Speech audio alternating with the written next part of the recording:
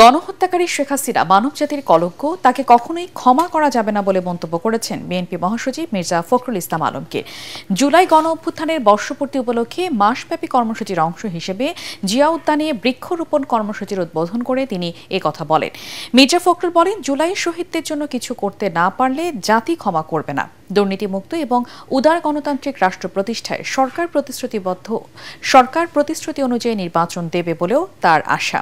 Kamruzzaman রাজীবের report.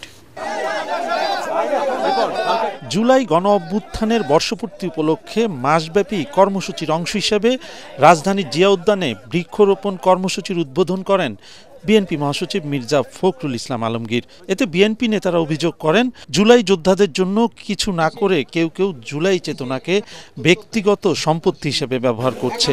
এ সময় মির্জা ফখরুল বলেন, শহীদদের জন্য কিছু করতে না পারলে তাদের রক্তের ঋণ শোধ হবে না। হাসিনাকে কোনোদিন ক্ষমা করা যাবে না। হাসিনা হচ্ছে মানব জাতির একটা কলঙ্ক। হাসিনা হচ্ছে মায়েদের একটা কলঙ্ক। আমাদেরকে প্রথম কাজ হবে এদের বিচার করা। দ্বিতীয় কাজ হচ্ছে এই যে পরিবারগুলো, ওই যে মা যে তার ছেলেকে দেখে স্বপ্ন দেখেছিল যে তার দুঃখ দূর হবে, সেই পরিবারগুলোর পুনর্বাসনের ব্যবস্থা করা। আর যারা আহত হয়ে আছে, যারা চোখ হারিয়েছে, তাদের পুনর্বাসনের ব্যবস্থা করা। এটা না হলে ভবিষ্যৎ এবং জাতি আমাদের ক্ষমা করবে না। বিএনপি দুর্নীতিমুক্ত উদার গণতান্ত্রিক বাংলাদেশ গড়তে চায়, তা নিশ্চিতে সরকার প্রতিশ্রুতি অনুযায়ী নির্বাচন দেবে বলে আশাবাদ ব্যক্ত করেন বিএনপি মহাসচিব। বলেন, নিজেদের মধ্যে ভিন্ন মত থাকলেও সবাইকে নিয়ে একটি রেইনবো নেশন গড়তে চায় বিএনপি। আমরা একটা সত্যিকার অর্থে একটা উদারপন্থী গণতান্ত্রিক রাষ্ট্র নির্মাণ করতে চাই। আমরা নতুন বাংলাদেশ চাই, পরিবর্তন চাই। আমরা দুর্নীতি চাই না, ঘুষ চাই না, আমরা হত্যা চাই না, নির্যাতন চাই না।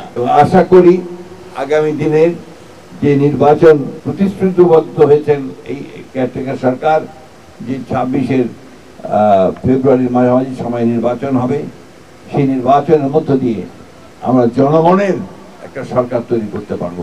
জুলাই আন্দোলনে আহত ও শহীদ পরিবারের পুনর্বাসনে বিএনপির পক্ষ থেকে বিশেষ ফান্ড তৈরির ঘোষণা দেন বিএনপি মহাসচিব।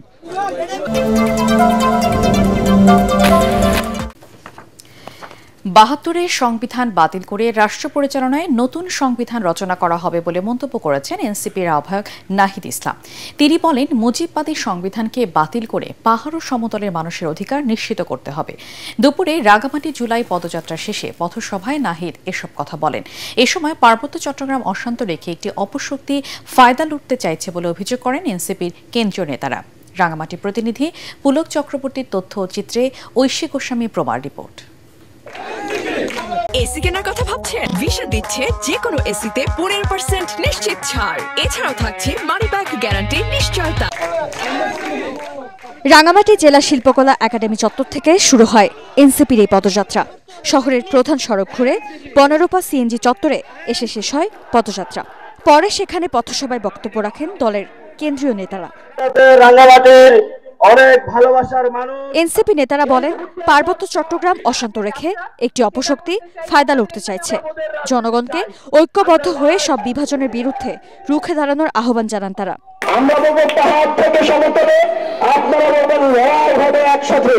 পাহাড় থেকে সমতলে সৌহার্দ্য এবং ইনসাফের রাজনীতি কায়েম হোক, এবং আমরা এই তরুণ প্রজন্ম আমরা আমাদের জীবন দিয়ে চেষ্টা করব আমরা ভুল ভ্রান্তির ঊর্ধ্বে উঠে যে ইনসাফপূর্ণ একটা রাষ্ট্র ব্যবস্থা এবং সমাজ ব্যবস্থা গড়ে তুলতে পারি, যেখানে বিভিন্ন জাতিগোষ্ঠী, বিভিন্ন ধর্ম, বিভিন্ন ভাষার মানুষের সমান অধিকার প্রতিষ্ঠা। যে কোনো কথায় বা কাজে ভুল হয় আমরা সংশোধন করে নিব, কিন্তু কথার সাথে কথার লড়াই হতে পারে। কথার সাথে কখনো গায়ে হাত দেওয়া, মঞ্চ আগুন জ্বলিয়ে দেওয়া, ব্যানার পুড়িয়ে দেওয়া আমরা নতুন সংবিধান চাই যেখানে সকল মানুষের অধিকার সংরক্ষিত থাকবে। এ সময় নাহিদ ইসলাম বলেন, এনসিপি এমন রাষ্ট্র ব্যবস্থা চায় যেখানে বহু জাতিগোষ্ঠী, ভাষা ও সংস্কৃতির সম্মিলন থাকবে। আমরা সকল বিভেদের উঠতে গিয়ে সকল জনগোষ্ঠীকে মর্যাদা দিয়ে একটি সংবিধান তৈরি করতে চাই। আপনাদের রাঙামাটির নেতা এম এন লারমা ৭২-এর সংবিধানের বিরোধিতা করেছিলেন। আমরা চাই যে মুজিববাদী সংবিধানকে বাতিল করে নতুন একটি গণতান্ত্রিক সংবিধান আপনি আমি মিলে বসে নতুন একটি চুক্তি আমরা তৈরি করব, যেখানে আপনার অধিকারও থাকবে, আমার অধিকারও থাকবে। নাগরিকের অধিকার ও মর্যাদার কোনো বৈষম্য থাকবে না। পদযাত্রা ও পথসভা ঘিরে শহরে ছিল নজিরবিহীন নিরাপত্তা ব্যবস্থা। আইন শৃঙ্খলা বাহিনীর কড়া নজরদারিতে শান্তিপূর্ণভাবে অনুষ্ঠিত হয় পদযাত্রা। পরে চট্টগ্রামের উদ্দেশ্যে রওনা দেন এনসিপির নেতারা। পার্বত্য চট্টগ্রামে শান্তি প্রতিষ্ঠায় মানুষের আর্থসামাজিক ও অর্থনৈতিক অবস্থার উন্নয়ন জরুরি বলে মন্তব্য করেছেন পররাষ্ট্র উপদেষ্টা তৌহিদ হোসেন। সেই লক্ষ্যে আন্তরিকভাবে কাজ করে যাচ্ছে সরকার। সকালে বান্দরবান জেলা পরিষদ মিলনায়তনে পার্বত্য মন্ত্রণালয়ের স্থানীয় বাসিন্দাদের মাঝে গাছের চারা, গবাদি পশু, সেলাই মেশিন বিতরণ অনুষ্ঠান শেষে সাংবাদিকদের তিনি একথা বলেন। বান্দরবান পার্বত্য জেলা পরিষদের চেয়ারম্যান অধ্যাপক থানজামা লুসাইয়ের সভাপতিত্বে অনুষ্ঠানে অন্যান্যের মধ্যে উপস্থিত ছিলেন পার্বত্য মন্ত্রণালয়ের উপদেষ্টা সুপ্রদীপ চাকমা, বান্দরবানের জেলা প্রশাসক শামীমারা রিনি সহ ঊর্ধ্বতন কর্মকর্তারা। এ সময় উপদেষ্টা সুপ্রদীপ চাকমা বলেন, পার্বত্য চট্টগ্রামের মানুষের আর্থসামাজিক অবস্থার উন্নয়নে তার দপ্তর নানামুখী উদ্যোগ নিয়েছে। প্রকৃত অর্থেই কিন্তু চায় যে এই পার্বত্য 3 জেলায় বান্দরবান শহর শান্তি প্রতিষ্ঠিত হোক, কারণ এখানে বিপুল সম্ভাবনা আছে মানুষের সেটাকে এগিয়ে নিয়ে যাওয়ার সুযোগ তৈরি হবে যদি শান্তি প্রতিষ্ঠা ঠিক মতো করা যায়। এবং সেই জন্য আমাদের স্বল্প সময়ে আমরা সবকিছু করতে পারবো না, আপনারা বুঝতেই পারছি, কিন্তু আমরা শুরু করে দিয়ে যেতে চাই যাতে করে কিছু সময়ের মধ্যে, আগামী কিছুদিনের মধ্যে যেন শান্তি পুরোপুরি ফিরে আসে, একটা সহাবস্থান নিশ্চিত হয়। রাজনৈতিক দলগুলোর মাঠের চিত্র আর ভেতরের চিত্র এক নয় বলে মন্তব্য করেছেন বিএনপির স্থায়ী কমিটির সদস্য ডক্টর এ.জেড.এম জাহিদ হোসেন। রাজধানীর ইঞ্জিনিয়ার্স ইনস্টিটিউশন প্রাঙ্গণে সম্মিলিত পেশাজীবী পরিষদের সমাবেশের স্থল পরিদর্শনে গিয়ে তিনি বলেন, মাঠের চিত্র যাই থাকুক, ফ্যাসিবাদের বিরুদ্ধে রাজনৈতিক দলগুলো এক রয়েছে। কর্মসূচি দিয়ে রাজনৈতিক দলগুলোর প্রস্তুতি নিচ্ছে মন্তব্য করে জাহিদ হোসেন বলেন, নির্বাচনের আগে রাজনৈতিক দলগুলোর ঐক্য কতটুকু হবে তা এখনই বলা সম্ভব নয়। 21 জুলাই পেশাজীবীদের সমাবেশে প্রধান অতিথি হিসেবে যোগ দেবেন বিএনপির ভারপ্রাপ্ত চেয়ারম্যান তারেক রহমান। স্বৈরাচার পতনের আন্দোলন, গণতন্ত্র পুনরুদ্ধারের আন্দোলনের অনেক মানুষের ঐক্যবদ্ধ প্রচেষ্টার ফসল আজকের অর্জন। কাজে এটাকে অত্যন্ত শ্রদ্ধার সঙ্গে স্মরণ করতে হবে।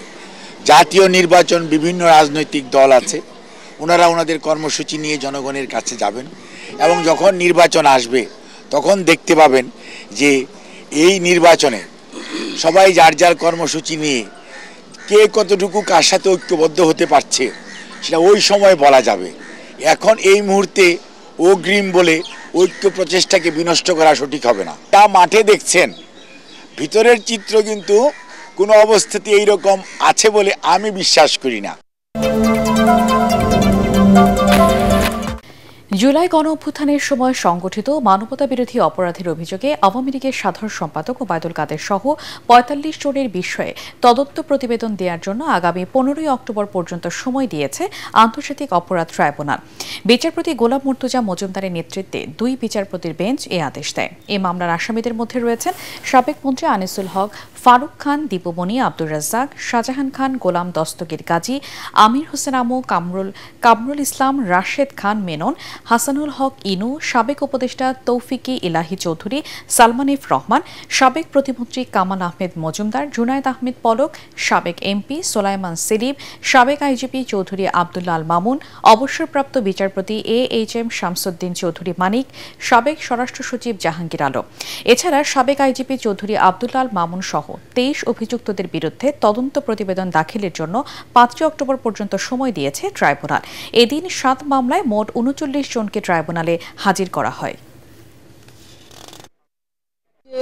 সুপিরিয়র কমান্ড রেসপন্সিবিলিটির অভিযোগ যে সকল আসামিদের বিরুদ্ধে, তাদের বিরুদ্ধে জুলাই গণহত্যার অভিযোগে যে অভিযোগ আনা হয়েছে সেখানে একটা হতে পারে, একাধিক হতে পারে। এই মিসকেসে তাদের তদন্তকে ফ্যাসিলিটেট করার জন্য এইসব মিসকেসগুলো আমরা ফাইল করি।